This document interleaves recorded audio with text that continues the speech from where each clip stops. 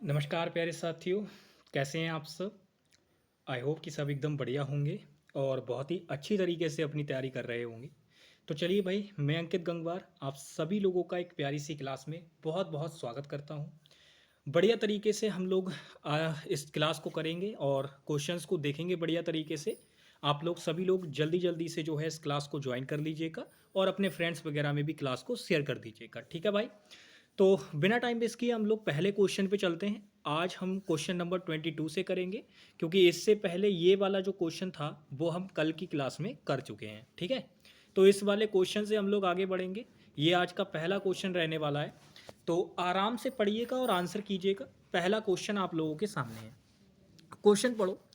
कह रहा है although she's usually rude with everyone.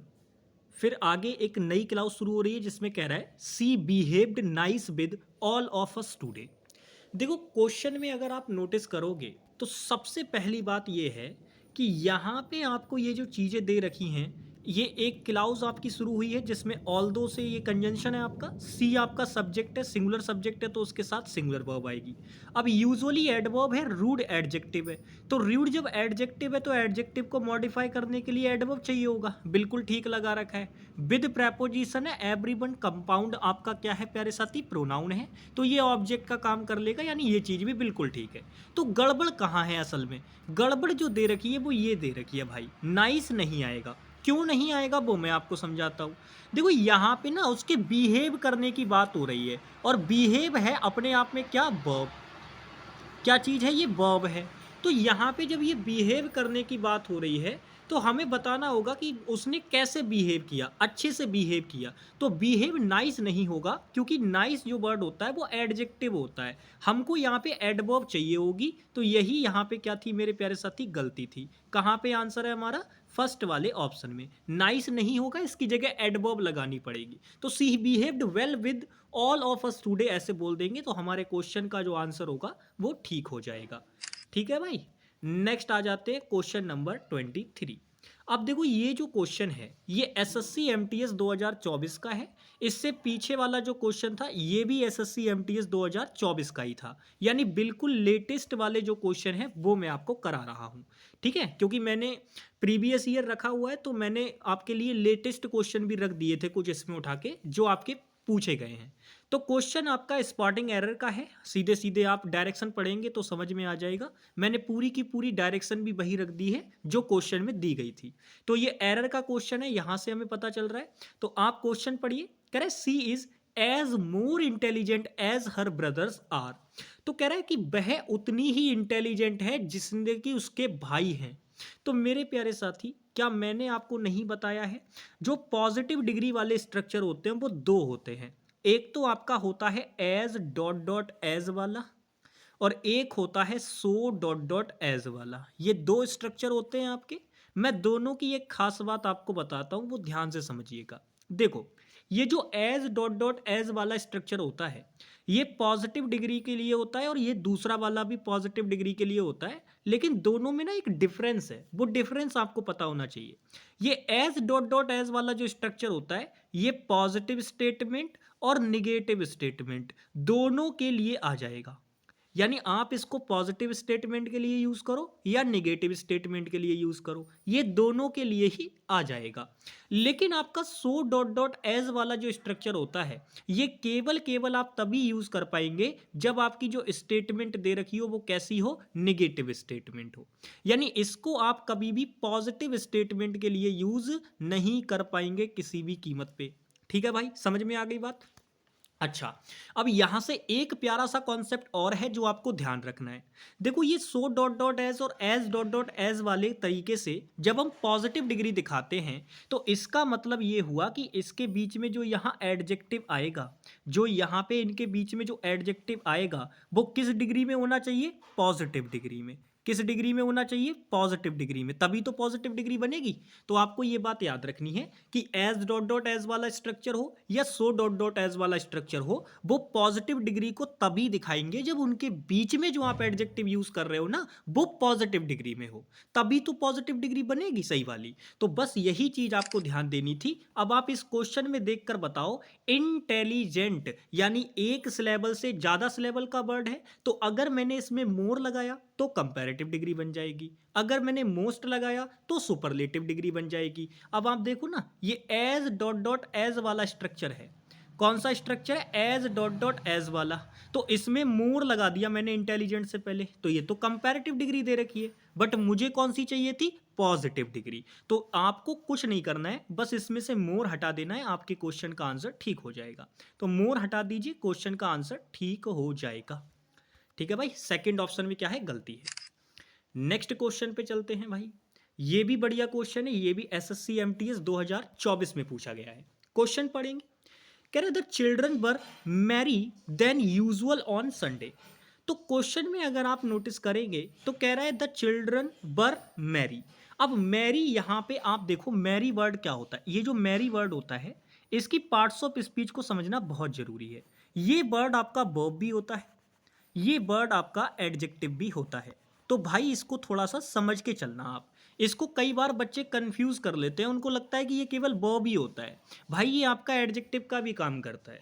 समझ में आ गई बात? और आपको याद होगा, इसकी वर्ब की थर्ड फॉर्म अगर आप यूज कर लोगे ना, तो वो पास्ट पार्टिसिपल होती है और वो भी आपका एडजेक्टिव का काम करती है। मैरिड जिसे आप बोलते हो, हम पूछते ना, हाँ भाई मैरिड हो या अनमैरिड हो, आर यू मैरिड और अनमैरिड ऐसे बोलते हैं, या आर यू मैरी, और वो थोड़ी ना बोलते हैं, हम बोलते हैं आर यू मैरिड और अनमैरिड ऐसे बोलते हैं। तो यहाँ पे आपको ध्यान रखना है कि एडजेक्टिव के लिए कभी कभी क्या होता है, पास्ट पार्टिसिपल भी यूज किया जाता है, और कभी कभी डायरेक्ट मैरी को भी एज अ एडजेक्टिव यूज कर लिया जाता है। तो आपको ये बात पता होनी चाहिए। फिलहाल आप मुझे बताओ, देन लगाया हुआ है, क्या बताया था मैंने देन के बारे में आपको? तो आप कहेंगे भैया जी आपने बताया था ये जो देन होता है ना, ये कंपैरेटिव कंजंक्शन होता है। अगर ये कंपैरेटिव कंजंक्शन है तो इसके पहले जो आप एडजेक्टिव यूज करेंगे वो किस डिग्री में होना चाहिए? तो आप कहेंगे कंपैरेटिव डिग्री में। तो भैया कंपैरेटिव डिग्री में एडजेक्टिव होना चाहिए, जरा ढूंढो किस ऑप्शन के अंदर है। यहां पे IEST लगा रखा है, मतलब सुपरलेटिव डिग्री है, हटा दो। यहां पर IEST लगा रखा है, मतलब सुपरलेटिव डिग्री है, हटा दो। यहां पे ER लगा रखा है, यानी कंपैरेटिव डिग्री तो है, लेकिन आगे मोर भी लगा रखा है, जिससे ये डबल कंपैरेटिव हो गया। और मैंने आपको क्या बताया था, जब भी इंग्लिश के अंदर कोई भी चीज डबल हो जाती है तो वो एक सुपरफ्लुअस एक्सप्रेशन बन जाता है, और वो चीज अपने आप में जरूरत से ज्यादा हो जाती है, रिडंडेंट हो जाती है, तो हम उसको जनरली कंसीडर नहीं करते, हम उसको गलत मान के चलते हैं। तो मेरे प्यारे साथी ये चीज भी गलत हो जाएगी। आंसर जो बनेगा वो बनेगा आपका सेकंड ऑप्शन। अब आपके दिमाग में होगा, क्या भैया जी इसको मोर मैरी नहीं कर सकते थे, ऐसे नहीं कर सकते थे, मोर मैरी ऐसे नहीं कर सकते थे क्या? तो मैं कहूंगा ऐसे नहीं कर सकते थे। रीजन मैंने आपको कल की क्लास में बताया हुआ है कि भाई एक ही सिलेबल का वर्ड है ये, तो जब एक ही सिलेबल का वर्ड है तो IER कर दो बाई की जगह, सिंपल है। ठीक है भाई, बहुत बढ़िया। नेक्स्ट आगे चलते हैं। ये रहा क्वेश्चन नंबर 25। अब ये क्वेश्चन भी बढ़िया है, SSC MTS 2024 का क्वेश्चन है, और ये भी एडजेक्टिव से ही है सीधे सीधे। आप इसकी डायरेक्शन को पढ़ो। डायरेक्शन क्या कह रहा है? कह रहा है change the following sentence into superlative degree. अब क्वेश्चन को इसको करने के बच्चों के अलग अलग तरीके हो सकते हैं। कोई बच्चा क्या करेगा, वो सीधा देखेगा कि यहाँ पे अच्छा सुपरलेटिव डिग्री पूछ रहा है, तो वो क्या करेगा, सीधा सीधा पहले इस वाले जो ये क्वेश्चन दे रखा है इसको चेक करेगा कि इसमें कौन सी डिग्री दे रखी है, फिर यहाँ पे आके चेक करेगा। मैं कहता हूँ आपको ये देखना ही नहीं है, आप बस इतना देखो कि क्वेश्चन की डायरेक्शन क्या कह रही है। वो कह रहा है change the following sentence into superlative degree. तो आपके काम की चीज बस इतनी है कि आपको सुपरलेटिव डिग्री चाहिए ऑप्शन के अंदर, आपको ऑप्शन के अंदर सुपरलेटिव डिग्री चाहिए। यहां देन लगा रखा है यानी कंपैरेटिव कंजंक्शन, तो इसके साथ तो कंपैरेटिव आएगा, खत्म कर दो। यहां पर भी देन लगा रखा है, मतलब कंपैरिजन होगा तो कंपैरेटिव डिग्री आनी चाहिए, मतलब ये भी आंसर नहीं बनेगा। अब यहाँ पे देखो, यहाँ पे हाई बोल दिया, हाई मेरे प्यारे साथी अपने आप में पॉजिटिव डिग्री का एडजेक्टिव होता है, तो ये भी आंसर नहीं बनेगा। केवल एक ही ऑप्शन है जहां पे दे रखा है, देखो सही, ये देखो सुपरलेटिव डिग्री हाईएस्ट दे रखी है, उससे पहले द आर्टिकल आना चाहिए, वो भी लगा रखा है, और बाकी सारी चीजें ठीक है, यानी कि आपका थर्ड वाला ऑप्शन राइट आंसर होगा। तो मैंने क्या कहा, केवल केवल आपने डायरेक्शन पढ़ी, आपसे कहा गया था सुपरलेटिव डिग्री में इसको चेंज करना है दिए गए सेंटेंस को, तो आप सेंटेंस को मत पढ़ो, आप केवल ये देखो कि सुपरलेटिव डिग्री में कौन सा सेंटेंस सही से लिखा हुआ है, बस वही आपका आंसर हो जाएगा। तो वो केवल केवल कौन सा लिखा हुआ है, थर्ड ऑप्शन। हमें क्वेश्चन को पूरा पढ़ने की भी जरूरत नहीं पड़ी, सिर्फ कॉन्सेप्ट पता थे तो उसी से आंसर निकाल लिया। ठीक है भाई, नेक्स्ट आ जाएंगे। अब यहां से शुरू होते हैं हमारे जबरदस्त लेवल के क्वेश्चन। अब ये एसएससी एग्जाम्स के ही पीवाईक्यूज हैं। पहला क्वेश्चन मतलब यानी क्वेश्चन नंबर 26, इससे पहले हम लोग कितने क्वेश्चन कर चुके हैं, क्वेश्चन नंबर 22 कर चुके हैं, 23, 24, 25, यानी 4 क्वेश्चन हम कर चुके हैं, ये क्वेश्चन नंबर 5 है। तो करिए भैया इसका आंसर। कह रहे they wondered how many windows were in their room. तो क्वेश्चन में अगर ध्यान से देखोगे, दे वॉन्डर मतलब वो थोड़े से ना आश्चर्यचकित हो गए कि कमरे में कितने सारे विंडोज थे उनके कमरे में। तो कितने सारे विंडोज थे उनके कमरे में या वहां कमरे में नहीं, तो मेरे प्यारे साथी ये नाउन दे रखा है। नाउन को मॉडिफाई करने के लिए आपको एडजेक्टिव चाहिए होता है, पर ये जो देयर आपको लगा के दिया है ना, ये एडवर्ब ऑफ प्लेस होती है। क्या होती है ये, एडवर्ब ऑफ प्लेस होती है। तो क्या आपको इसकी नीड है भाई, आपको इसकी जरूरत है? तो आप कहेंगे नहीं जरूरत है, इसका मतलब ये जो देयर यहां लगा रखा है वो गलत है, इसकी जगह पे कौन सा बार आएगा, पजेसिव एडजेक्टिव आएगा। तो ये वाला देयर नहीं आएगा, THEIR, ये वाला देयर आएगा भाई। तो किस पार्ट में गड़बड़ है, ये वाला देखो, यहां से यहां तक पहला पार्ट, यहां से यहां तक दूसरा पार्ट, यानी तीसरे पार्ट में गड़बड़ है। थर्ड ऑप्शन हमारा क्या हो जाएगा, राइट आंसर। चलिए नेक्स्ट क्वेश्चन पे चलते हैं। ये भी एसएससी एग्जाम्स का पीवाईक्यू भाई, जरा इसको क्वेश्चन को पढ़िए। कह रहा है if you are a runner and bigger than 80 years you can test your endurance level by running for the half marathon. अब ये क्वेश्चन भी बहुत ही बढ़िया है। कैसे बढ़िया है वो मैं आपको समझाता हूं। देखो आप नॉर्मली इसको चेक करोगे तो कह रहा है if you are a runner, अगर आप एक धावक हैं यानी दौड़ करने वाले व्यक्ति हैं, एंड बिगर देन 18 ईयर्स और 18 साल से बड़े हैं, तो बच्चा इसको पता है क्या मान के चलेगा, वो कहेगा यार भैया जी ये जो बिग होता है इसका मीनिंग बड़े के सेंस में आता है। मैं कहूंगा यार बात तो ठीक कह रहे हो, बिग ब्रदर बोलते हैं बड़े के सेंस में आता है, बट आपकी जानकारी के लिए मैं बता दूं, जब भी हम रिलेशन दिखाने की कोशिश करते हैं, यानी जो एकदम बिल्कुल हम कहते हैं ना जिसे कभी किथ एंड किन वाला जो एकदम होता है आपका, जो सगे संबंधी वाले रिलेशन होते हैं, उनमें अगर हमें बड़ा भाई या छोटा भाई दिखाना होता है तो हम एल्डर ब्रदर या यंगर ब्रदर वर्ड का यूज करते हैं। सेम इसी प्रकार से जब हमें किसी की एज बतानी हो, एज बतानी हो तो एज बताने के लिए भी कुछ इसी प्रकार की चीजों का यूज किया जाता है। यानी एज बताने के लिए भी अगर आपको एज में किसी व्यक्ति को बताना है कि वो इतना बड़ा है या इतना छोटा है, तो आप यंग या फिर एल्डर का यूज करेंगे। लेकिन आप देखो यहां पे क्या लगा के दे रखा है, बिगर। बिगर जो वर्ड होता है ना, ये बेसिकली साइज वगैरह के सेंस में आता है। ये वर्ड जो होगा बेसिकली साइज वगैरह के सेंस में आएगा। ऐसे नॉर्मली आप बिगर बोलोगे तो वो एज वगैरह या रिलेशन वगैरह के सेंस में जो होता है उसके जगह पे हम बिग ब्रदर कभी यूज नहीं करेंगे, हम एल्डर ब्रदर बोलेंगे। क्या बोलेंगे प्यारे साथी, एल्डर ब्रदर बोलेंगे। आई होप आप समझ गए होंगे मेरा पॉइंट। तो यहाँ पे जो एल्डर वर्ड होता है ये भी आपका बड़े के ही सेंस में आता है, ये भी आप ध्यान रखें। तो फिलहाल आपको यहाँ पे बिगर लगा के दे रखा है, ये गलत है क्योंकि बात यहाँ पे एज के सेंस में हो रही है। अगर आप नोटिस करेंगे देखो यहाँ पे 18 ईयर्स, तो वो उसकी उम्र की बात कर रहा है कि अगर आप एक रनर हैं और 18 साल से बड़े हैं, तो यहाँ पे बिगर नहीं आएगा, एल्डर आएगा। क्या आएगा मेरे प्यारे साथी, एल्डर। तो यहाँ पे ये हटा दो। किस पार्ट में गड़बड़ है भाई, पहले ही वाले पार्ट में गड़बड़ है, यही आपका क्या हो जाएगा, राइट आंसर हो जाएगा। ठीक है, तो याद रखना है, बिग भी बड़े के सेंस में आता है और एल्डर भी बड़े के सेंस में आता है, लेकिन बिग जो होता है ये साइज वगैरह के सेंस में आता है किसी चीज के। तो अगर कभी भी आपको पूछ ले your big brother is a teacher या your elder brother is a teacher, तो हमेशा क्या चुनेंगे, एल्डर ब्रदर चुनेंगे, क्योंकि मैंने कहा एल्डर का यूज हम एज वगैरह दिखाने के लिए या फिर रिलेशन वगैरह यानी जो भाई बहन होते हैं उनके सेंस में ये चीजें यूज होती हैं, एल्डर और यंगर। ठीक है भाई, बहुत बढ़िया, नेक्स्ट आगे चलते हैं। ये रहा क्वेश्चन नंबर 28, इसका आंसर करेंगे। क्वेश्चन पढ़िए। Correct, travel blogging is hardly work and will earn you nothing in the first few years. तो कह रहा है ट्रैवल ब्लॉगिंग, यानी जो ट्रैवल ब्लॉगिंग होती है वो भैया बहुत ही कठिन काम है, क्योंकि इसमें आप क्या कर पाते हैं, जो आपके शुरुआती जो आपके ईयर्स होते हैं, यानी शुरुआती जो कुछ साल होते हैं, उनमें आप कुछ भी नहीं कमा पाएंगे भाई। तो ये यहाँ पे बोल रहा है ट्रैवल ब्लॉगिंग के बारे में। तो आप मुझे बताइए, क्या मैंने आपको नहीं सिखाया हुआ है कि भाई ये हार्डली क्या होता है? मैंने आपको बहुत अच्छे से डिफरेंस बताया था, एडवेब चैप्टर इसीलिए मैंने पहले कराया था आपको, जिसमें मैंने आपको ये सारी चीज़ें बहुत अच्छे से बता रखी है। मैंने कहा था जो हार्ड वर्ड होता है, बच्चे इसको केवल क्या मान के चलते हैं, एडजेक्टिव, लेकिन ये जो वर्ड होता है वो भाई आपका एडवर्ब भी होता है। तो आप कहेंगे भैया जी अगर ये एडवर्ब और एडजेक्टिव दोनों हो जाता है तो फिर ये हार्डली कैसे बना, एडजेक्टिव में एल वाई लगा के? तो मैं आपकी जानकारी के लिए बता दूं, वर्ड ये भी मीनिंगफुल है। ये अपने आप में ना एक निगेटिव एडवर्ब होती है, और इसका मीनिंग होता है कोई चीज बिल्कुल ना के बराबर है, बहुत ही ज्यादा कम, बिल्कुल ना के बराबर, यानी in sense of no, not के सेंस में आप इसको मान के चलते हैं। निगेटिव एडवर्ब होती है ये एक, ठीक है, इसका मतलब होता है ना के बराबर। तो वर्ड तो दोनों ही मीनिंगफुल है, लेकिन आप मुझे बताओ, आपको मीनिंग के हिसाब से चलना पड़ता है। अब भाई आप जानते हो ना, हार्ड का जो मीनिंग होता है ये कठिन के सेंस में होता है या बहुत ज्यादा मेहनत के सेंस में होता है, बहुत ज्यादा मेहनत उसके सेंस में होता है ये वर्ड आपका। तो यहां पे कठिन काम की बात आ रही है ना, तो इसी वजह से आप हार्डली यूज नहीं करेंगे, आपको हार्ड यूज करना था यहां पे। तो किस पार्ट में गड़बड़ है भाई? इसमें भी पहले ही पार्ट में गड़बड़ है, इसमें भी क्या है, पहले ही पार्ट में गड़बड़ दे रखी है।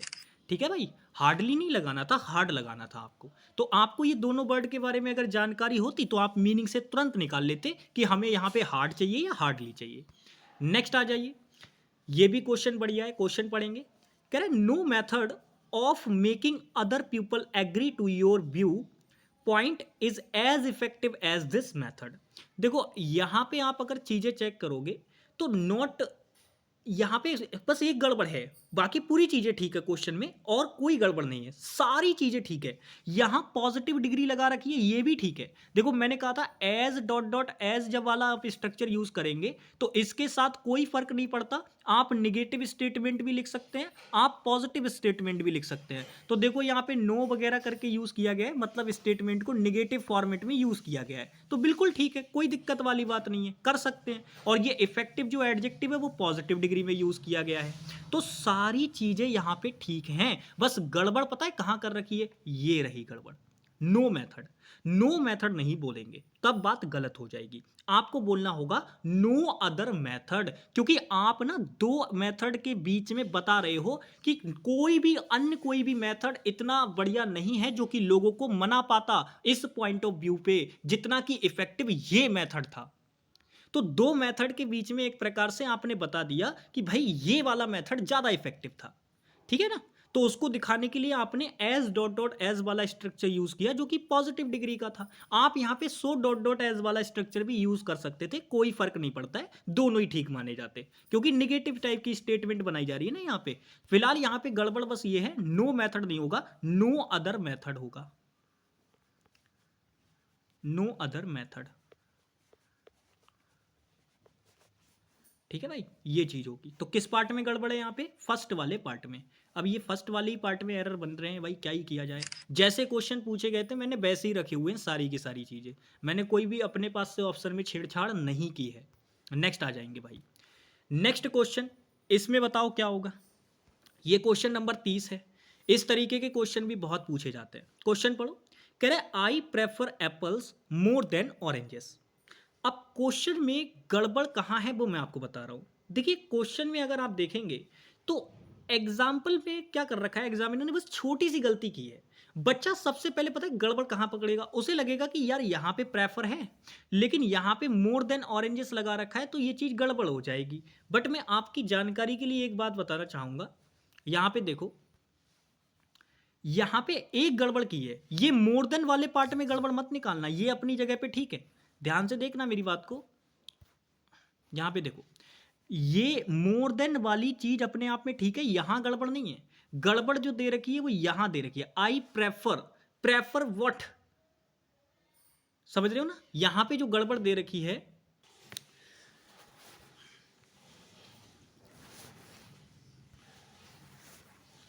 देखिए यहाँ पे गलती की अगर हम बात करें तो कह रहा है I prefer apples more than oranges. देखो यहाँ पे पता है क्या गड़बड़ है, आपके कुछ एडजेक्टिव होते हैं जो कि मैंने आपको बताया हुआ है, जैसे सुपीरियर हो गया, एक्सटीरियर हो गया, इंटीरियर हो गया, इन्फीरियर हो गया, ठीक है, और आपका प्रेफर हो गया। तो ये कुछ ऐसे एडजेक्टिव होते हैं ना, इनके बाद जब आप लगाओगे सीनियर जूनियर ये सारे वर्ड्स होते हैं आपके, तो इनके साथ में क्या होता है कि एग्जामिनर हमेशा क्या करेगा, वो देखता है ई आर लगा हुआ है इनमें, तो ये कंपैरिजन के रूप में आ जाएंगे। अच्छा कंपैरिजन इनमें नहीं होता, ये सीधे सीधे कहता है कि भाई मैं चाय से ज़्यादा ये चीज़ प्रेफर करता हूँ, या मैं एप्पल से ज़्यादा ऑरेंजेस को प्रेफर करता हूँ।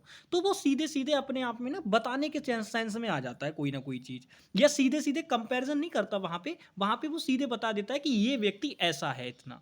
तो ये जो एडजेक्टिव होते हैं इनके साथ में आपको ये देखने में लगते हैं कि कंपैरिजन हो रहा है, बट असल में कंपैरिजन नहीं हो रहा होता। इसी वजह से इनके साथ में फिक्स एक प्रेपोजिशन आती है टू, बट एग्जामिनर आपको हमेशा क्या लगा के देगा, देन वाली टर्म लगा के देगा, तो भाई वो चीज़ गलत हो जाएगी। तो ये सारे के सारे वर्ड आपको याद रखने हैं, जैसे जूनियर हो गया, सुपीरियर हो गया, सीनियर हो गया, इंटीरियर हो गया, एक्सटीरियर हो गया, इन्फीरियर हो गया, प्रेफर हो गया, कभी कभी प्रेफरेबल भी लिख के दे देता है। तो ये सारी टर्म आपको याद रखनी है, इनमें आपको केवल केवल इनके साथ क्या लगानी होती है, टू प्रेपोजिशन लगानी होती है। अगर एग्जामिनर कुछ और लगा के दे तो वो चीज़ गलत हो जाएगी। तो सेकंड ऑप्शन हमारा क्या हो जाएगा, राइट आंसर हो जाएगा। ठीक है, नेक्स्ट आ जाइए। ये क्वेश्चन भी बढ़िया है, जरा क्वेश्चन का आंसर करेंगे। कह रहा है he likes to put all the garbage into a black small bag, into a black small bag. अब देखिए यहां पे अगर हम बात करें क्वेश्चन में क्या गड़बड़ है, क्वेश्चन में गड़बड़ बताइए देख के। तो आप यहां पे एक टर्म सीखिएगा मेरे भाई। चलिए प्यारे साथी, तो उस क्वेश्चन को समझने से पहले मैं आप लोगों को ऑर्डर ऑफ एडजेक्टिव का एक कॉन्सेप्ट होता है उसको समझाना चाहूँगा, क्योंकि इस पर बेस्ड ना क्वेश्चन पूछे जाते हैं, और आप देखेंगे अभी मैं कराऊंगा भी आपको इसी पे बेस्ड क्वेश्चन। तो ये कॉन्सेप्ट होता है, इसको याद रखने का मैं एक तरीका आपको बता रहा हूँ, आप इसको याद रख लेंगे तो आसानी से आपको क्वेश्चंस बनाने में बहुत ही ज़्यादा मदद मिलेगी। तो मैं आपको एक तरीका बता रहा हूँ। ये क्या होता है, ऑर्डर ऑफ एडजेक्टिव होता है, क्योंकि आप जानते हो एडजेक्टिव्स के बहुत सारे टाइप्स होते हैं। तो एग्जामिनर क्या करता है, कभी कभी एक ही नाउन के लिए कई प्रकार के एडजेक्टिव यूज कर लेता है, तो उनका ऑर्डर बहुत ही इंपॉर्टेंट हो जाता है सही लगाना। क्योंकि आप नॉर्मली चेक करोगे तो आपको लगेगा क्वेश्चन में कोई गलती नहीं है, लेकिन असल में वहां जो गलती दे रखी होती है ना, वो ऑर्डर ऑफ एडजेक्टिव की दे रखी होती है। तो मैं आपको इसको सिंपल सा एक तरीका बता रहा हूं इसको याद करने का। इसको याद किया जाता है दो सास कोम्प नाम से। ये एक वर्ड होता है, इसकी मदद से आप इसको याद कर सकते हैं, बहुत ही आसान है। दो सास कोम्प, दो सास कोम्प ऐसे करके ये एक वर्ड होता है, इसकी मदद से आप याद रख सकते हैं। अब मैं आपको बताता हूं कि इसमें कौन क्या होता है। देखो अगर हम यहां पे बात करें तो जो डी होता है ये आपका होता है डेटर्मिनर। मैं कलर एक बार इसका सही कर लूं जरा। ये जो डी होता है ना, डी ये होता है आपका डेटर्मिनर। और डेटरमिनर के अंदर ही अगर मैं बात करूं तो मेरे प्यारे साथी क्वांटिटी बताने वाले भी आ जाते हैं। ठीक है, क्वांटिटी बताने वाले वर्ड भी आ जाते हैं यहीं पे। यानी पहले आप डेटरमिनर लगाएंगे और फिर अगर क्वांटिटी बताने वाली कोई चीज है फिर वो लगा देंगे। अच्छा, फिर अगर ओ की बात करें तो ये ओ क्या होता है, देखो ओ होता है बेसिकली ओपिनियन उसके बारे में। ओपिनियन मतलब जैसे वो चीज कैसी है, आप उसके बारे में कोई क्वालिटी बता रहे हो, तो ये ओपिनियन बताने के लिए होता है। और आपका जो एस होता है, एस ये आपका साइज बताने के लिए होता है मेरे प्यारे साथी। ठीक है, और फिर ये जो ए होता है मेरे प्यारे साथी, यहाँ पे अगर हम बात करें सारी चीजें मैंने यहाँ पे लिखी हुई हैं, देखो ध्यान से देखना। मैंने जो दो सास कॉम्प बताया था उसमें डेटरमिनर को बताने के लिए आता है, जिसमें मैंने आपसे कहा फिर क्वालिटी, तो ये दोनों एक ही में इंक्लूड हो जाती है, क्योंकि बेसिकली ये दोनों होती तो एक ही चीज है। क्वांटिटिव एडजेक्टिव आपने सुने होंगे, तो वो चीजें तो बस एक ही के अंदर हो जाती हैं ये दोनों चीजें। तो इसको हम मान के चलते हैं क्या, डी मान के चलते हैं। और उसके बाद ओ, ओ मतलब होता है ओपिनियन, यानी उस चीज के बारे में आप क्या सोचते हैं, कैसी है वो चीज। तो एडोरेबल है, डिलीशियस है, अमेजिंग है, ऑफुल है, और भी बहुत सारी क्वालिटीज आपको देखने को मिलेंगी। फिर जैसे कि मैंने कहा डी ओ के बाद आता है आपका एस। एस का पहले वाले एस का मतलब होता है साइज, यानी आप उसका साइज बताएंगे कि वो बड़ा है, छोटा है या फिर बहुत ही ज़्यादा बड़ा है, तो साइज बताने के लिए आता है। फिर अगर हम बात करें अगला जो आता है ए जो होता है वो उसकी एज बताता है कि वो चीज़ पुरानी है, नई है, या बहुत ज़्यादा पुरानी है, बिल्कुल बहुत ज़्यादा नई है, यानी एज बताने के लिए आता है। फिर अगला जो आपका एस होता है, क्योंकि मैंने कब क्या बोला था, DOSAS बोला था, तो SA अब जो लास्ट सेकंड वाला जो एस होता है इसका मतलब होता है शेप। शेप मतलब होता है आपका आकार। तो अब अगर उसकी हम बात करें तो स्ट्रेट का मतलब होता है सीधा, राउंड का मतलब होता है ऐसे गोल, स्क्वायर का मतलब होता है ऐसे वर्गाकार, और ओवल का मतलब होता है अंडाकार जो शेप होती है ना उसके लिए। तो मतलब उसका आकार बताने के लिए आता है। साइज मतलब होता है उसका एक तरीके से मेरे प्यारे साथी कि वो कितना बड़ा है उसको वो बताने के लिए। साइज मतलब उसकी आकृति बताने के लिए, ठीक है, उसकी कितनी बड़ी चीज है वो बताने के लिए। और शेप मतलब होता है उसका किस प्रकार का आकार है वो बताने के। तो दोनों में डिफरेंस है, दोनों वर्ड के अंदर क्या है, डिफरेंस है, ये बात ध्यान रखिएगा। अच्छा, फिर अगर मैंने कहा कि दो सास के बाद होता है CO, तो सी से होता है कलर आपका और ओ से होता है ओरिजिन। जो ये सेकंड वाला ओ होता है इसका मतलब होता है ओरिजिन। ओरिजिन का मतलब होता है कि वो चीज कहां से आई है, और कलर तो आप जानते ही हो मेरे प्यारे साथी, ठीक है, ये सारी चीजें। और बाकी अगर हम बात करें ओरिजिन का मतलब जैसे इटालियन हो गया, ईस्टर्न हो गया, ग्रीक हो गया, अमेरिकन हो गया। ओरिजिन का मतलब कि वो जो चीज है वो कहां से बनी है, उसका स्रोत क्या है वो बताने के लिए। और फिर लास्ट में आपका आता है एम। एम का मतलब होता है मटेरियल, कि वो किस चीज से बनी हुई है, लकड़ी की बनी हुई है, मेटल की बनी हुई है, या सिल्वर की है, या प्लास्टिक की है, ये बताने के लिए। और लास्ट में आपका आता है उसका पर्पस, यानी पर्पस क्या है उसका, राइडिंग के लिए है, शॉपिंग के लिए है, सर्चिंग के लिए है, या मेरे प्यारे साथी डाइनिंग के लिए है। तो मतलब उसका पर्पस जो आपका होगा वो लास्ट में बताएंगे आप। तो ये इसको याद रखने का सिंपल सा वही तरीका जो मैं आपको बता रहा था, दो सास को, ये आपको एक वर्ड है इसको याद रखना होगा, ये कोड की तरीके से काम करता है, और इस पे बेस्ड SSC क्वेश्चन पूछती है ना, तो मेंस वगैरह में ज्यादा पूछती है, तो बच्चे बिल्कुल फंस जाते हैं, क्योंकि उसको नॉर्मली पढ़ोगे ना तो आपको एरर समझ में नहीं आएगा, लेकिन जब आप ये वाला तरीका जानते होगे, ये कोड को आपको अच्छे से समझ लिए होगे, तब आप पकड़ लोगे उसमें गलती। तो मैं आशा करता हूं कि ये आप बढ़िया तरीके से इसको दिमाग में बिठा लेंगे। ये मैं आपको PDF में अटैच करके दे दूंगा, ठीक है भाई, ये मैं आपको PDF में अटैच करके दे दूंगा। चलिए भाई, तो ये वाला क्वेश्चन मैं कराता हूं, अगला क्वेश्चन आप मुझे करके बताइएगा। क्वेश्चन कह रहा है he likes to put all the garbage into a black small bag. तो आप अगर नोटिस करेंगे तो मेरे प्यारे साथी बैग है, कैसा बैग है, स्मॉल। स्मॉल मतलब ये साइज बता रहा है, और ब्लैक मतलब कलर बता रहा है। तो अगर आप दो सास कोम यहाँ पे अप्लाई करेंगे, दो सास कोम पे यहाँ पे अप्लाई करेंगे, तो इसका मतलब यहाँ पे हमें क्या चीज दे रखी है, साइज दे रखी है और कलर दे रखा है। तो भाई कलर साइज के बाद में आएगा। देखो ना यहाँ पे ये सीधे सीधे अप्लाई हो रहा है ना, हो रहा है। देखो जो कलर है वो यहाँ पे साइज के बाद में आएगा और शेप के भी बाद में आएगा। आप जानते हो ना, साइज यहाँ पे होता है और शेप यहाँ पे होता है सेकंड वाला। तो मेरे प्यारे साथी यहाँ पे एग्जामिनर ने गलत करके दे रखा है, आपको यहाँ पे अ ब्लैक स्मॉल बैग नहीं बोलना था, अ स्मॉल ब्लैक बैग बोलना था, ठीक है। तो ये चीज गलत दे रखी है, यहाँ पे स्मॉल ब्लैक बोलना था, लेकिन एग्जामिनर ने उसको क्या कर दिया, ब्लैक स्मॉल कर दिया।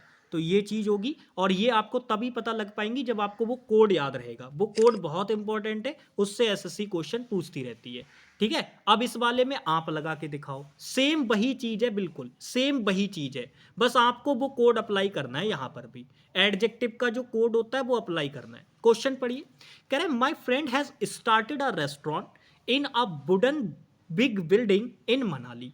तो आप अगर नोटिस करेंगे तो यहां पे मेरे प्यारे साथी ए आपको दे रखा है आर्टिकल, जो कि डेटर्मिनर का पार्ट होता है, यानी डी।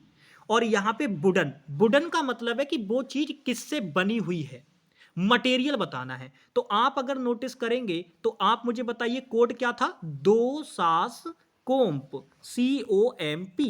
तो आप देखो मटेरियल जो है वो बाद में आना चाहिए, किसके बाद में आना चाहिए, बिग।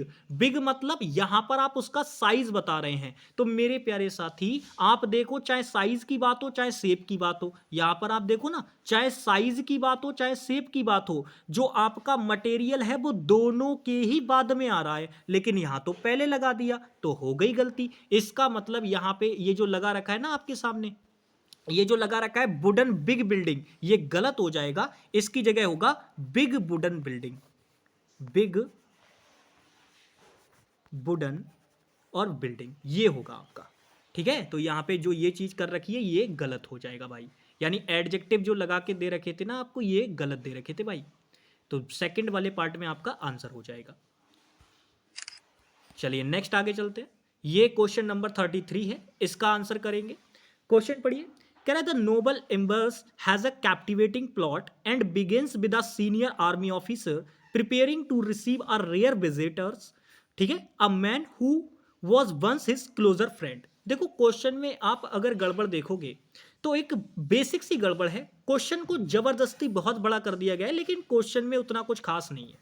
आप हमेशा याद रखना, जब भी आप मेरे प्यारे साथी एडजेक्टिव्स के द्वारा किसी नाउन की विशेषता बताते हैं तो उसके साथ जो एडजेक्टिव यूज किया जाता है वो हमेशा पॉजिटिव डिग्री वाला एडजेक्टिव होता है। बट लेकिन यहां पर आप नोटिस करो, जो फ्रेंड की विशेषता बताने के लिए आपने जो एडजेक्टिव यूज किया है वो कंपैरेटिव डिग्री में लगा दिया है। तो बस यही छोटी सी गलती यहाँ पे दे रखी है, यहाँ क्लोजर फ्रेंड दे रखा है जो कि नहीं आएगा, क्लोज फ्रेंड आएगा। आपने कभी किसी को बोलते हुए सुना कि ये हमारा क्लोजर फ्रेंड है? हमेशा लोग ऐसे बोलते हैं he is my close friend, ठीक है ना, बहुत ही पक्का मित्र। तो क्लोजर फ्रेंड नहीं आएगा, क्लोज फ्रेंड आएगा, यानी फर्स्ट वाले पार्ट में गड़बड़ है। ठीक है भाई, बड़ा क्वेश्चन था लेकिन एरर बिल्कुल बच्चों वाला था। चलिए नेक्स्ट आ जाइए, ये क्वेश्चन भी बढ़िया है, आंसर करेंगे इसका। क्वेश्चन पढ़ो। कह रहे हैं it is estimated that most of the addicts, ठीक है, a worse whopping 85% in God's own country Kerala are below 25 years of age. तो क्वेश्चन में अगर आप देखोगे दो गलतियां यहां पे मेरे ख्याल से हैं। फिलहाल यहां पे अगर आप देखोगे the most of the addicts होना चाहिए था, बट कोई दिक्कत नहीं है। यहां पे अगर हम बात करें तो गलती तो ऐसी थर्ड वाले पार्ट में है। कैसे गलती थर्ड वाले पार्ट में, वो मैं आपको बताता हूं। देखो है ये, जब हम मोस्ट बोल दिया हमने तो मोस्ट का हिंदी मीनिंग होता है ज्यादातर। इसका मीनिंग क्या होता है? ज्यादातर, यानी ये एक से ज्यादा की से बात रखता है, तो ये प्लूरल सेंस में काम करता है। ये कौन से सेंस में काम करता है? प्लूरल सेंस में। अब आप याद रखिए, आपने मोस्ट यानी ज्यादातर का सिलेक्शन किया, तो ज्यादातर का जब सिलेक्शन करोगे तो 100% इधर जो लोग होंगे वो भी तो प्लूरल होंगे भाई। ज्यादा लोगों में से ही तो बहुत सारे लोगों का आप सिलेक्शन करोगे, या ऐसा थोड़ी ना कि एक में से सिलेक्शन कर दोगे। तो यहां पर जो आपने ये एडिक्ट लिख रखा है ना, ये गलत है। क्यों? इसका मतलब ये सिंगुलर दे रखा है, तो भाई सिंगुलर में से प्लूरल का सिलेक्शन कैसे करोगे? मोस्ट ऑफ द एडिक्ट नहीं होगा, मोस्ट ऑफ द एडिक्ट्स होगा, यानी प्लूरल में इसको रखना पड़ेगा। तो यहां पे अगर हम बात करें the most of the addicts होना चाहिए था, यानी यहां पे दो गलतियां मुझे देखने में नजर आ रही हैं। यहां पे द आर्टिकल लगना चाहिए, और दूसरी गलती जो यहां पे जो है वो ये एडिक्ट नहीं होगा, इसको प्लूरल सेंस में आपको करना पड़ेगा, एडिक्ट्स ये होगा आपका।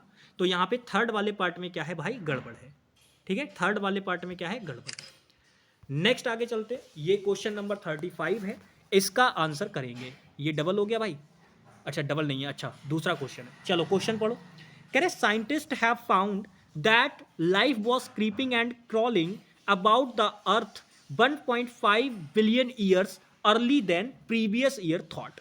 देखो अगर आप क्वेश्चन में देखोगे तो बिल्कुल बेसिक सा एरर है। कैसे बेसिक सा एरर है वो मैं आपको समझाता हूं। देखो आपने पूरा क्वेश्चन पढ़ा, आपको कहीं पर भी कोई गड़बड़ नजर नहीं आई होगी, क्योंकि यहाँ पे पाने के सेंस में तो फाउंड वर्ब एकदम ठीक है, हैव के बाद थर्ड फॉर्म आती है, साइंटिस्ट प्लूरल सब्जेक्ट है तो प्लूरल वर्ब आएगी, बिल्कुल ठीक है।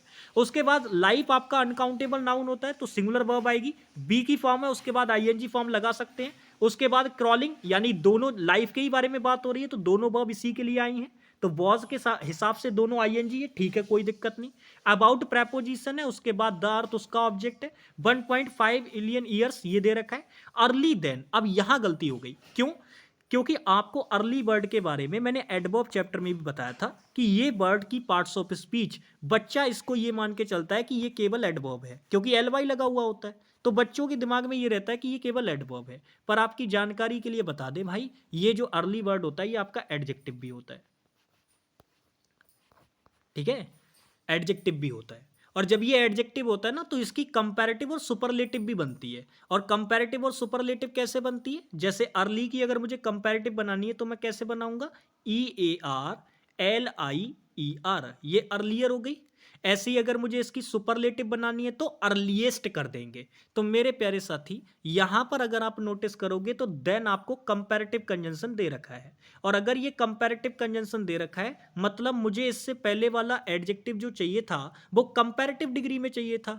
क्योंकि आप देखो ना कंपैरिजन तो हो रहा है कि पहले के थॉट से, प्रीवियसली थॉट यानी जो पहले की सोच थे उससे ज्यादा, यानी अ कंपैरिजन तो हो रहा है दो चीजों के बीच में ना। तो जब कंपैरिजन हो रहा है तो मुझे ये एडजेक्टिव कंपैरेटिव डिग्री में चाहिए। अर्ली पॉजिटिव डिग्री होती है, अर्लियर कंपैरेटिव डिग्री होती है अर्लियर। तो हमारे क्वेश्चन का राइट आंसर क्या बनेगा? अर्लियर बनेगा, यानी सेकंड वाले पार्ट में गड़बड़ है। ठीक है भाई, तो आपको यहां पे बस ये बात पता होनी चाहिए थी कि भाई हर लगा हुआ वर्ड में जिसमें एल बाई लगा हुआ होता है वो केवल एडवर्ब ही नहीं होता, वो आपका एडजेक्टिव भी हो सकता है। बस आपको पता होना चाहिए। ठीक है, दोनों चीजें। चलिए नेक्स्ट चलते हैं। ये क्वेश्चन नंबर 36 है, इसका आंसर करेंगे। क्वेश्चन पढ़िए। कह रहे Nikhil is more braver than Sushant who is afraid of the dark. तो अगर आप नोटिस करोगे, कह रहा है निखिल, निखिल आपका सिंगुलर सब्जेक्ट है, सिंगुलर वर्ब आएगी।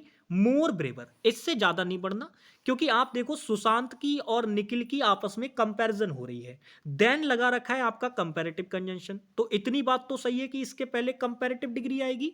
अब आप नोटिस करो, आपको पता होगा मोर लगा के भी कंपैरेटिव डिग्री बनती है, और आप पॉजिटिव डिग्री के एडजेक्टिव में अगर ईआर ऐड कर दोगे तब भी कंपैरेटिव डिग्री हो जाएगी। तो क्या यहां पे डबल कंपैरेटिव नहीं बना दिया गया है? तो आप कहेंगे जी भैया जी बिल्कुल, यहां पे डबल कंपैरेटिव बना दिया गया है, जो कि गलत हो जाएगा। तो ये मोर ब्रेवर जो लगा रखा है ये गलत है, क्योंकि डबल कंपैरेटिव हो गया ना। अब डबल कंपैरेटिव नहीं होगा तो मैं आपको दो ऑप्शन दे रहा हूं, आप मुझे बताइए कौन सा आंसर आप लगाएंगे। एक तो मैंने आपको दिया ब्रेवर करके, और एक मैंने आपको दिया मोर ब्रेव करके। जरा मुझे बताइए दोनों में से आप किस वाले ऑप्शन को चुनेंगे? दोनों में से आप किस वाले ऑप्शन को चुनेंगे? मैंने कल भी इस तरीके का आपको क्वेश्चन दिया था। तो आप कहेंगे भैया हम ए वाला ऑप्शन चुनेंगे, क्योंकि आपने हमें कल बताया था कि जब तक हमारा एडजेक्टिव एक सिलेबल से ज्यादा का ना हो तब तक हम मोर या मोस्ट लगा के कंपैरेटिव सुपरलेटिव नहीं बनाते। तो यानी बी वाला ऑप्शन नहीं लगाएंगे, ए वाला ऑप्शन लगाएंगे। ठीक है भाई, समझ में आ गई बात? बहुत बढ़िया, नेक्स्ट आगे चलते हैं। ये क्वेश्चन नंबर 37 है, इसका आंसर कीजिए भाई। क्वेश्चन पढ़िए। कह रहे Sunita is feeling little uncomfortable today because she is ill, she so she can perform her work after having some rest for a while. अब क्वेश्चन में अगर आप नोटिस करोगे तो एक बहुत प्यारी सी बात है। आप नॉर्मली चेक करोगे आपको कोई गलती नजर नहीं आएगी, आपको लगेगा कि सारी चीजें ठीक है। पर आपको याद होगा कल वाली क्लास में ही मैंने आपको कुछ टर्म सिखाई थी, याद है या भूल गए? मैंने आपको फ्यू और लिटिल वाली टर्म सिखाई थी, और मैंने आपको समझाया था कि ये जो फ्यू और लिटिल वाली टर्म होती हैं ये आपकी एडजेक्टिव का काम करती हैं भाई। किसका काम करती हैं? एडजेक्टिव का काम करती हैं। और फिर मैंने आपको एक बात बताई थी कि ये दोनों की दोनों टर्म, इनकी कुछ वेराइटीज भी होती हैं, जैसे फ्यू हो गया, ए फ्यू हो गया और द फ्यू हो गया। ऐसी लिटिल में आपकी ए लिटिल हो गई और द लिटिल हो गई, ये इनकी और भी टर्म्स होती हैं।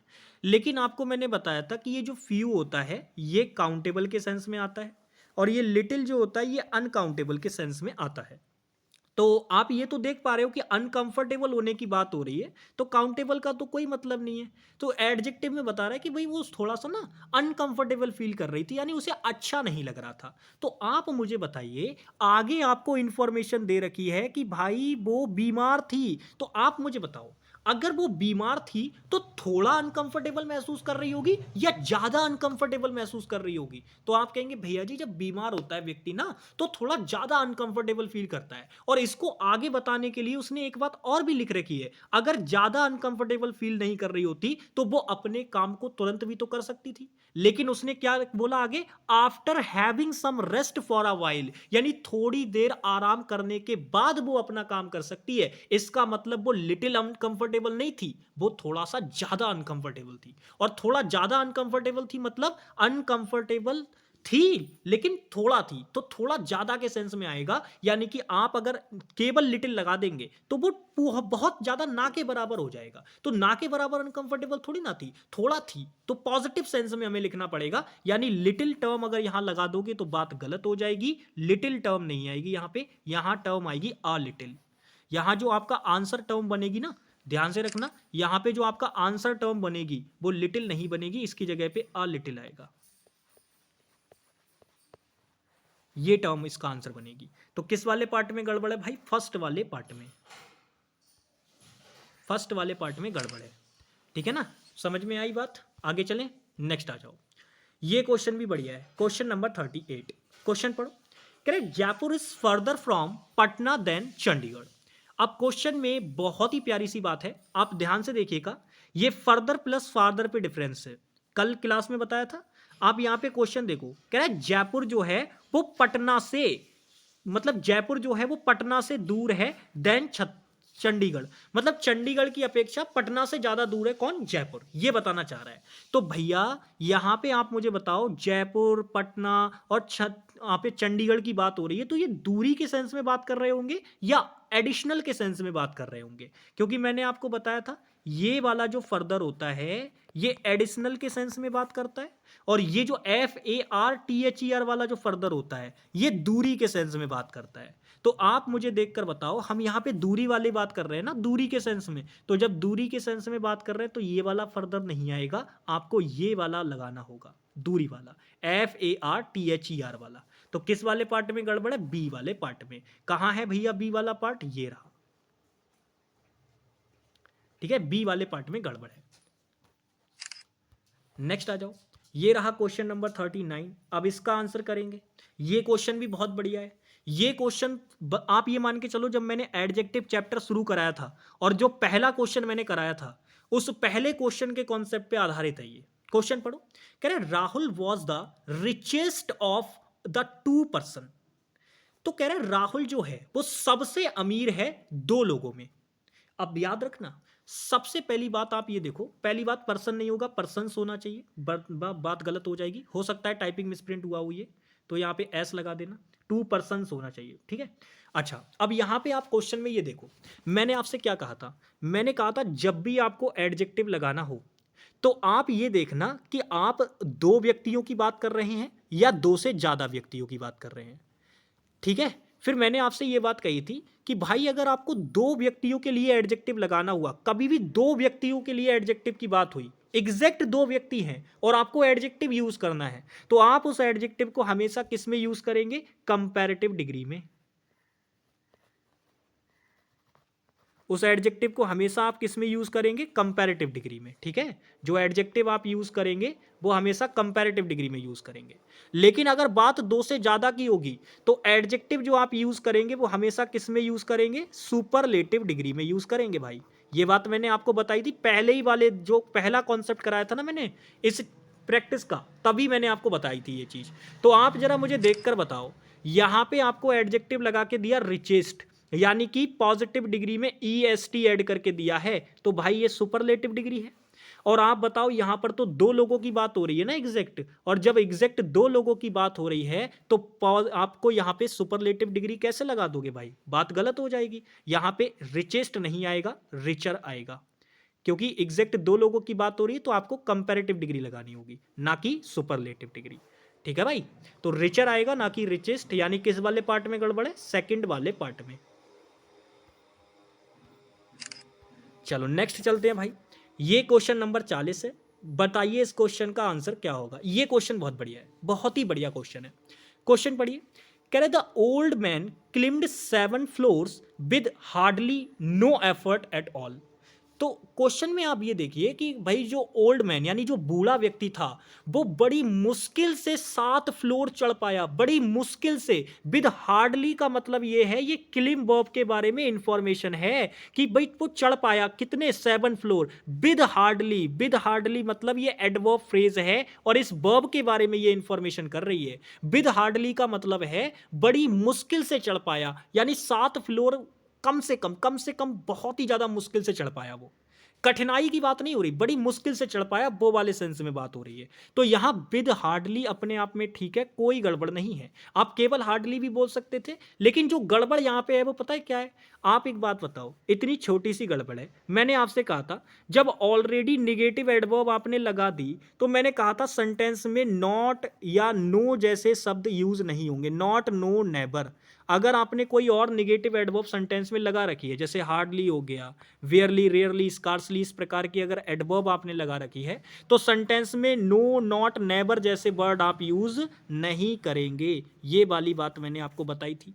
तो मेरे प्यारे साथी, आपने हार्डली यहाँ निगेटिव एडवर्ब लगा रखी है, तो यहाँ पे ये नो क्यों लगा दिया फिर से, यानी गलती हो गई। तो गलती यहाँ पे नो नहीं आएगा। अब नो नहीं आएगा तो क्या कर सकते हैं इसकी जगह पे, आप जानते हो नाउन दे रखा है, नाउन दे रखा है तो इससे पहले हमें एडजेक्टिव लगाना पड़ेगा। एडजेक्टिव मतलब हमें, यानी कि कोई ऐसा जो कि डिमॉन्स्ट्रेट करे, एफर्ट को डिमॉन्स्ट्रेट करे। तो यहाँ पे एनी आप लगा देंगे, काम ठीक हो जाएगा। तो नो नहीं आएगा, इसकी जगह पे एनी आप लगा देंगे, काम ठीक हो जाएगा। कहाँ पे गड़बड़ है भाई, ये रही गड़बड़, देखो ये यहाँ पे 4 वाले पार्ट में। बाकी चीजें ठीक है, बाकी कोई गड़बड़ नहीं है। चलिए नेक्स्ट आगे चलते हैं। ये क्वेश्चन नंबर 41 है, ये भी बढ़िया क्वेश्चन है, इसका आंसर करेंगे। क्वेश्चन पढ़िए भाई। कह रहे हार्डली, ध्यान से देखिएगा, बहुत ही बढ़िया क्वेश्चन है ये। कह रहे hardly had he left the stadium then it began to rain happily. भाई जैसे ही उन्होंने स्टेडियम से लीव किया, यानी जैसे ही वो स्टेडियम से निकले, बहुत ही तेज तुरंत बारिश होने लगी। तो मेरे प्यारे साथी, आपको एक प्यारा सा कॉन्सेप्ट यहाँ पे याद रखना होगा।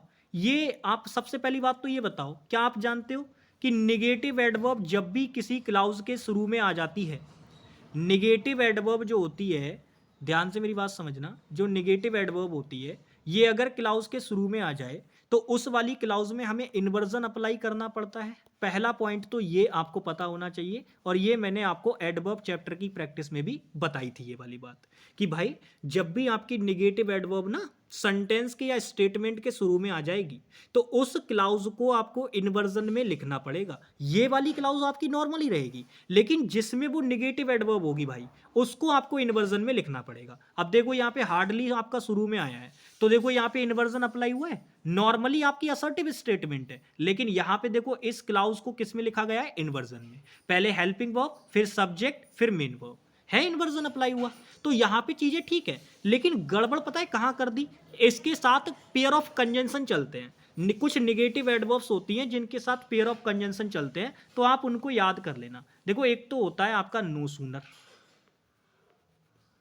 नो सूनर, इसके साथ जो पेयर चलता है वो THEN देन कंजंक्शन का चलता है, ये आता है इसके साथ। लेकिन कई बार एग्जामिनर ये THEN वाला देन लगा के दे देता है।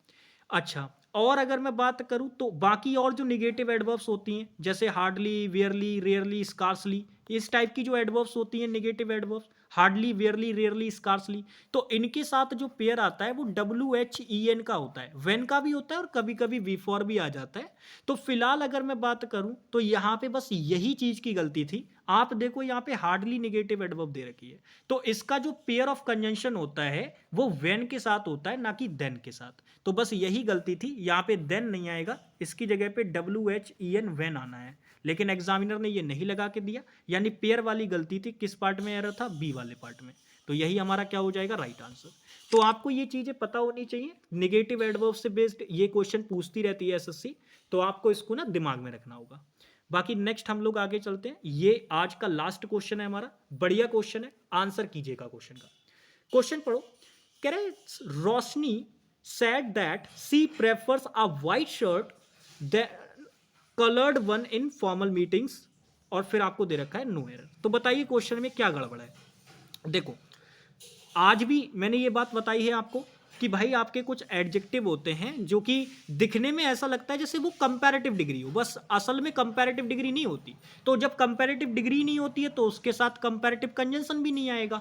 तो आपके लिए मैंने कौन कौन से बताए थे, जैसे प्रेफर हो गया, आपका सुपीरियर हो गया, जूनियर हो गया, सीनियर हो गया, एक्सटीरियर, इंटीरियर, इंफीरियर, ये सारे जो एडजेक्टिव होते हैं ये दिखने में कंपैरेटिव डिग्री लगते हैं बट होते नहीं है। तो इनके साथ कंपैरेटिव कंजंक्शन देन नहीं आता, इनके साथ फिक्स प्रेपोजिशन होती है टू, वही लगाते हैं। तो आप देखो यहाँ पे सी प्रेफर, तो प्रेफर आ रखा है एडजेक्टिव भैया, हालांकि ये वर्ब है यहाँ पे, लेकिन जब प्रेफर वर्ब हो चाहे कुछ भी हो, इसके साथ तो आपको लगाना तो टू ही पड़ेगा, आप कंपैरेटिव कंजंक्शन देन नहीं लगा सकते। तो मेरे प्यारे साथी, यहाँ पर अगर आप नोटिस करोगे तो ये जो देन आपने लगा रखा है ये गलत हो जाएगा। इसकी जगह पे क्या आएगा, टू आएगा, टू। तो ये भी आपका जो एरर दे रखा है वो बी वाले पार्ट में दे रखा है, यानी सेकंड ऑप्शन। ठीक है, 2 आएगा यहां पर भी। ठीक है ना, तो बताइए आज का सेशन आपको कैसा लगा, कमेंट बॉक्स में एक बार जरूर बता देंगे। बाकी मिलते हैं आप लोगों से नेक्स्ट क्लास में, तब तक के लिए बाय बाय, टेक केयर, जय हिंद प्यारे भाई।